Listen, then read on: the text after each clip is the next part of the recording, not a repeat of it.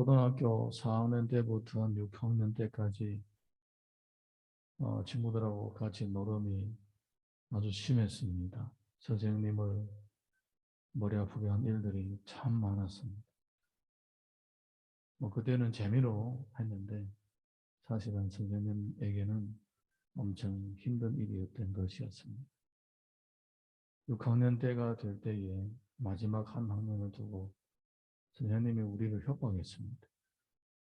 너희들이 이렇게 초등학교 쭉 다니는 동안에 했던 모든 행실이 학생 기록부에 다 기록이 된다. 중학교 가면 너희들이 이제 중학교에서 초등학교 다녔던 그 학생 기록부를 통하여 너희들 평가를 할 건데 너희들이 이렇게 학교 다닐 때에 장난을 많이 치고 선생님을 애들 많이 먹인 이것들이 다 기록이 돼서 너희들에게 불이익을 당하고 어쩌면 평생 따라다닐 수도 있다. 이렇게 협박을 하는 거였어요.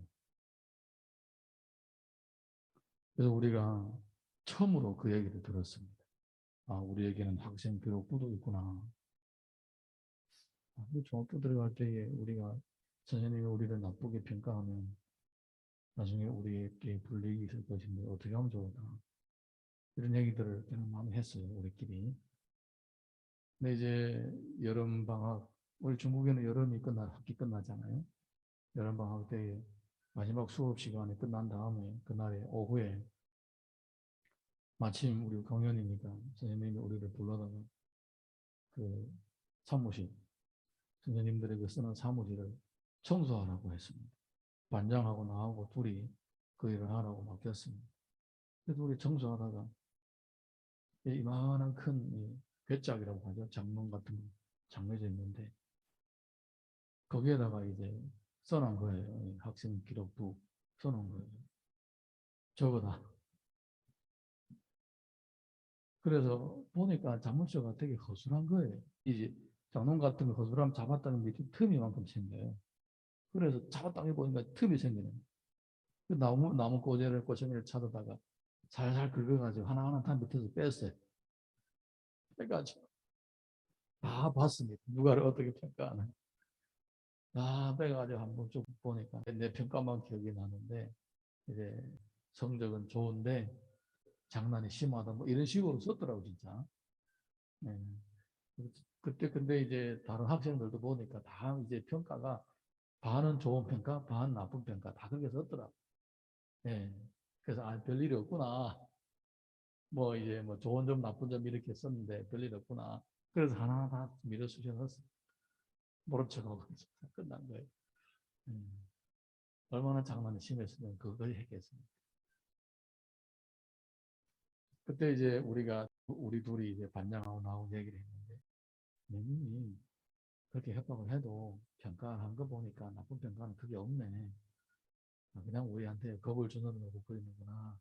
마지막 한 학년 남았으니까 열심히 공부해라고 그리는 거구나. 그런 생각을 했습니다. 그리고 우리가 졸업을 한 다음에 학생을 한번 모집해서 방학 기간에 학생들 한번 모집해서 선생님 집에 놀러도 한번 갔습니다. 선물도 자그마한 선물도 사주고 그래서 네. 만약에 우리를 진짜 나쁘게 평가하고 나쁜 마음을 먹었으면 학생 기록부에다가 5점을 남기지 않았겠습니까? 네. 하나님의 마음은 어떤 마음이냐?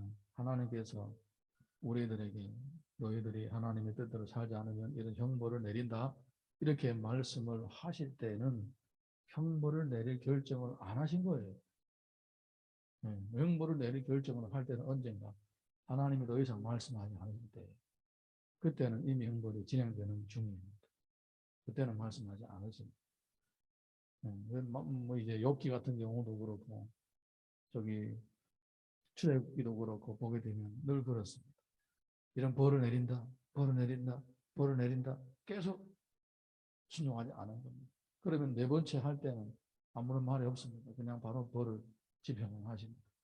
이런 성경의 기록들을 볼 때에 하나님께서 우리들에게 말씀하실 때는 어떤 마음을 가지셨을까? 지금 하고 있는 잘못된 것들을 빨리 끊고 돌아오라라는 경고의 말씀인 것입니다. 그때에 바로 기회라는 겁니다. 회개하고 돌아올 수 있는 기회라는 겁니다. 그 주님의 마음. 오늘 이제 오늘 본문을 보면 엘리후가 욥하고 대화를 하는데 어, 하나님은 자비로우신 하나님이시다. 네가 설령 어떤 악을 지을지라도 하나님은 바로 형벌을 하고 또 이렇게 진노를 하시는 것이 아니다. 이런 뜻으로 이 말을 하고 있는 것을 알 수가 있습니다. 자, 우리 1절에서부터 4절 같이 읽어보겠습니다. 1절에서 4절 시작. 엘리후가 말을 이어 이르되 그대는 이것을 합당하게 여기느냐? 그대는 그대의 의가 하나님께로부터 왔다는 말이냐? 그대는 그것이 내게 무슨 소용이 있으며 범죄하지 않는 것이 내게 무슨 유익이 있겠느냐고 묻지만은 내가 그대와 및 그대와 함께 있는 그대의 친구들에게 대답하리라. 욥은 경건무용론을 언급했습니다. 내가 경건하게 살았는데 내가 바로 살고 열심히 주의 뜻대로 살았는데 이렇게 어려움을 당하고 고난을 당하고 있다면 굳이 내가 그렇게 경건하게 살 이유가 뭐가 있냐 이렇게 얘기를 한다는 거예요. 엘리후가 듣고 있다가 네가 이런 얘기를 하고 있는 것을 들어보니까 이거는 마땅하지 않다. 마땅하지 않다. 이렇게 반박을 하는 것입니다. 자, 우리 5절에서 8절 이어서 읽어보겠습니다. 5절에서 8절 시작. 그대는 하늘을 우러러보라. 그대보다 높이 뜬 구름을 바라보라. 그대가 범죄한들 하나님께 무슨 영향이 있겠으며 그대의 악행이 가득한들 하나님께 무슨 상관이 있겠으며 그대가 의로운들 하나님께 무엇을 드리겠으며 그가 그대의 손에서 무엇을 받으시겠느냐. 그대의 악은 그대와 같은 사람에게나 있는 것이요 그대의 공의는 어떤 인생에게도 있느니라. 예, 하늘을 우러러보라. 예, 그대보다 높이 뜬 구름을 바라보라. 무슨 얘기입니까? 하는 말이 뜬구름 잡는 것 같다. 별로 나한테 욕이 되지 않는다. 이럽니다. 이제 뭐로 얘기하냐면 너가 죄를 짓거나 경건하게 살거나 이것이 하나님께 무슨 해가 되거나 유익이 되겠느냐 이런 뜻입니다. 이 말을 우리가 어떻게 이해를 해야 되느냐. 예를 들어서 한국의 대통령이 있습니다. 한국의 대통령인데 한국의 국민 어떤 사람이 살인죄를 졌습니다. 그렇다면 이 사람은 대통령에게 직접적인 피해를 준 것은 아닙니다. 그거는 나라의 전체 나라 모든 국민들이 옳다고 인정하는 그 법을 위반한 것입니다. 그러니까 직접 뭐 대통령한테 피해를 준 건 아닙니다. 그러니까 누가가 이제 물에 빠진 사람을 죽어가는 사람을 구해줬습니다. 그에게 표창을 합니다. 상금도 줍니다만 그렇다고 해서 뭐 대통령한테 뭐 직접적인 뭐 유익된 건 아닌 거예요. 전체적인 국민에게 어떤 좋은 모범이 된 것뿐이에요. 뭐 이런 영화가 적당한지는 모르겠는데 지금 이 엘리후가 하는 얘기가 이런 뜻입니다. 네. 너가 선을 행한들 뭐 하나님께 뭐 영향이 있겠느냐? 너가 악을 행한들 하나님께 무슨 어, 영향을 끼치겠느냐? 너가 선하면 단지 너 자신에게 유익이 있을 뿐이고 너가 악하면 단지 너에게 해가 있을 뿐이다. 이렇게 얘기를 하는 거예요. 네. 그러니까 내가 뭐 주를 위해서 이렇게 한다. 뭐 누구를 위해서 이렇게 한다. 그런 얘기를 하지 말라는 거예요. 너가 하는 모든 것들은 사실은 다 너하고 직접적인 관련이 있다. 이런 뜻입니다. 네. 엘리후의 말이 맞는 말입니다. 내가 주의 말씀을 따라 산 것은 이 모든 것은 사실은 내가 어떻게 하나님의 마음을 어떻게 감동해가지고 뭐 어떻게 상을 받겠다. 이런 생각을 하지 말라는 거예요. 그거는 주든 안 주든 하나님께 달려있다는 거예요. 네. 내가 주의 말씀을 따라 살고 경건하게 살면 나에게 유익이 되는 거예요. 내가 점점 예수 그리스도를 닮아가는 거예요. 나의 속사람의 변화가 계속 일어나면서 주님을 알아가는 거예요. 우리 성도들의 신앙생활의 핵심이 우리의 득실을 따지는 데 있는 것이 아니라 신앙생활의 핵심이 경건에 나의 인격의 변화와 또 신앙의 성숙에 있는 거예요. 네. 할렐루야. 내가 이렇게 하면 이만큼 얻겠다. 저렇게 하면 저만큼 얻겠다. 이렇게 덕실을 따져가면서 계산해 가면서 어떤 장사를 하듯이 신앙생활을 하는 것은 이거는 바람직하지 않다. 너가 지금 그렇게 하고 있다. 지적을 하고 있는 것입니다. 자, 우리 이어서 9절에서 13절 시작. 사람은 학대가 많음으로 부르짖으며 군주들의 힘에 눌려 소리치나 나를 지으신 하나님은 어디 계시냐고 하며 밤에 노래를 주시는 자가 어디 계시냐고 말하는 자가 없구나. 땅의 짐승들보다도 우리를 더욱 가르치시고 하늘의 새들보다도 우리를 더욱 지혜롭게 하시는 이가 어디 계시냐고 말하는 이도 없구나. 그들이 악인의 교만으로 말미암아 거기에서 부르짖으나 대답하는 자가 없으면 헛된 것은 하나님이 결코 듣지 아니하시며 듣는 자가 돌아보지 아니하십니다. 사람이 보게 되면 학대를 받으면 부르짖는다. 군주에게 너무 지나치게 눌려서 살면 반항을 한다.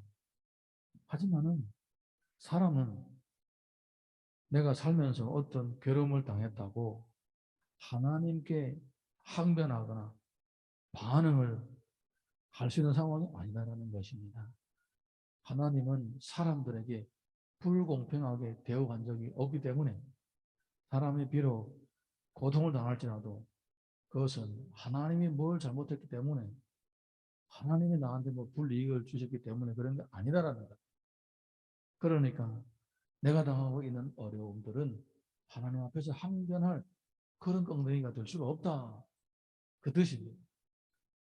가끔 있다가 이제 그런 간증을 들을 때가 있습니다. 어떤 분들은 너무나 큰 어려움을 당하면 하나님을 원망하죠. 네. 그건 하나님께 원망을 돌릴 게 아니다라는 겁니다. 실제로 그런 분들이 가끔 있다가 있더라고요. 내 가족들 중에 누가 이제 너무너무 이제 좋아하는 사람이 돌아가셨어요. 그런데 계속 그거를 마음에 품고 있더라고요. 왜 데려가셨냐고. 왜 데려가셨냐고. 나중에 이제 그게 본인한테도 병이 되더라고요. 본인한테 병이 돼가지고 나중에는 자신의 병든 거 가지고 원망스러운 거예요. 이제. 다 원망스러운 거예요. 그리고 이제 참 애를 많이 쓰더라고요. 그 병을 치료하겠다고. 결국은 치료도 안 됐습니다. 치료 안 돼가지고 이제 사실은 세상을 떠나는데 그걸 보면서 참 마음이 아프더라고요. 교회 다닐 때 열심히 신앙생활 했습니다. 열심히 신앙생활하고 참 모범적인 청년이었는데 결국은 그렇게 되더라고요. 우리가 어떤 불이익을 당하거나 어떤 환난을 당할지라도 하나님께 원망할 바가 아니다. 지금 이게 욥한테 그 얘기를 하고 있는 거예요. 욥한테 얘기를 하고 있는 것입니다. 그렇게 하면 안 된다. 자, 우리 이어서 14절에서 16절 시작. 하물며 말하기를 하나님은 배울 수 없고 이래 판단하심은 그 앞에 있으니 나는 그를 기다릴 뿐이라 말하는 그대일까 보냐. 그러나 지금은 그가 진노하심으로 벌을 주지 아니하셨고 악행을 끝까지 살피지 아니하셨으므로 여기 헛되이 입을 열어 지식 없는 말을 많이 하는구나. 너가 지금 하나님께서 하나님과 따지겠다고 뭐가 문제냐고 왜 이러냐고 하나님께 따지겠다고 말하지만은 아직 하나님 너한테 진노하지 않았다. 나한테 벌을 내지 않았다. 너가 하나님한테 따지는 이 자체가 잘못이다. 그럼에도 불구하고 하나님은 너를 아직 벌하지 않으셨다. 그러니까 지금 조용하라 이것입니다. 지금 좀 가만히 있어라. 하나님이 너한테 진노하시기 전에 조용하라. 데살로니가 전서 5장 16절 17절 보게 되면 항상 기뻐하라 쉬지 말고 기도하라 범사에 감사하라 이것이 그리스도 예수 안에서 너희를 행하신 하나님의 뜻이니라. 네, 범사에 감사하라는 그 일이 포함된 것입니다. 하나님은 우리들에게 선한 마음을 가지고 계십니다. 우리들을 잘해 주시려고 하시는 것입니다. 그런데 우리가 삶 가운데서 어려움을 당했다고 하나님을 원망하게 된다면, 그게 하나님이 그렇게 하신 것이 아닌데 하나님 원망한다면 하나님 얼마나 불편하시겠습니까? 그래서 범사에 감사라는 것은 하나님께서 우리를 향하여 선한 뜻을 가지고 계시기 때문에 감사를 하는 조건이 된다라는 겁니다. 지금 우리가 방금 얘기했던 욥처럼 이렇게 물론 따질 수는 있지만은 또한 엘리후가 욥에게 한 얘기들을 생각하면서 내가 이러면 안 되는구나, 이거는 바르지 않는 것이구나, 옳지 않구나, 이렇게 마음을 돌려세울 수가 있어야 됩니다. 할렐루야. 빌립보서 4장 6절 보게 되면 아무것도 염려하지 말고 다만 모든 일에 기도와 간구로 너희 구할 것을 감사함으로 하나님께 아뢰라. 뭐 필요가 있으면 하나님께 기도하고 간구하라, 이런 뜻입니다. 감사함으로 아뢰라는 겁니다. 우리 주어진 삶 가운데서 이 감사가 점점 되살아나고 모든 일에 감사하는 이 믿음에까지 이룰 수 있기를 주님 이름으로 축복합니다.